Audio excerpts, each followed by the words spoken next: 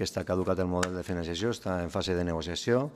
Hi ha unes mobilitzacions que se presenten la convocatòria per al dia 18 de novembre. Des d'ací convide a tots els veïns de la Pobla que puguen assistir a que així ho facin per a fer força i tindre un finançament com toca. No recolzem aquesta manifestació i el dissabte, dia 18, per supost, no anem a estar presents.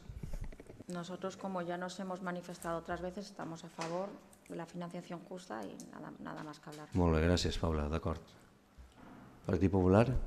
Hem de dir que no apoyem aquesta manifestació. Sense financiació no se poden prestar serveis públics ni invertir. L'administració pública està morta. Jo crec que en això hauríem anar tots a una. Javier, el Partit Popular jo no sé ara per què fa això.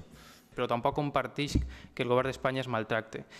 Nosaltres tenim un greuge acumulat enorme, tenim un greuge anual de 1.500 milions d'euros que no ens envien i ens infrafinancen, tenim unes inversions les més baixes de l'Estat. Som l'única comunitat autònoma que paguem més que rebem, però no som rics.